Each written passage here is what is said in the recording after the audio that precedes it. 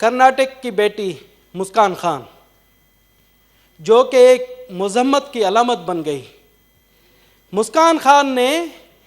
India کا جو secular کا دعویٰ کرتا تھا اس کا پردہ فاش کر دیا اور یہ بتا دیا کہ انڈیا میں سیکولر نام کی چیز دفن ہو چکی ہے، اب سیکولرزم وہاں پر نہیں رہا ہے، اب وہاں پر مودی ازم چل رہا ہے، وہاں پر RSS ازم چل رہا ہے، وہاں پر شدت پسندی کا ازم چل رہا ہے۔ جناب اعلیٰ، میں تو اس مسکان خان کو داد دیتا ہوں پاکستان کی 1 کروڑ غیر اقلیتی عوام کی طرف سے کہ جس انداز سے اس نے مذمت کی ہے، مجھے تو یاد آتا ہے جس طرح سے میرے دوستوں نے کہا میسور کا ٹیپو سلطان، میں سمجھتا ہوں میسور کے ٹیپو سلطان کی اس میں روح آ گئی تھی، جس انداز سے، جس بہادری سے اس نے شدت پسندوں کا سامنا کیا۔ میں تو کہتا ہوں میرے پاس اس کے لیے تعریف کے لیے کوئی حروف نہیں ہے۔ جناب اعلیٰ،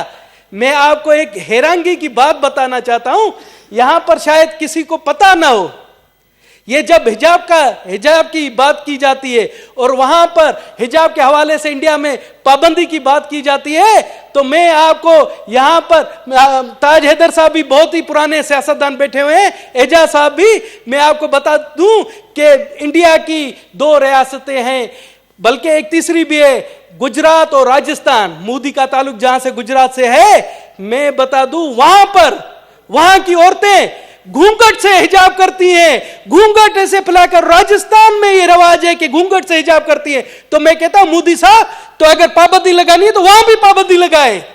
وہاں کیوں پابندی نہیں لگا رہے ہیں؟ تو میں حیران ہوں کہ آپ ایک مسلم لڑکی کو وہاں پر کہا جاتا ہے کہ وہ حجاب کرتی ہے، آپ کی 2-3 ریاستوں میں باقاعدہ گھونگھٹ کے تھرو حجاب کیا جاتا ہے، وہاں تو ان کو کوئی نہیں منع کرتا۔ جناب اعلیٰ، یہ تو میں کہتا ہوں کہ فرونیت ہے۔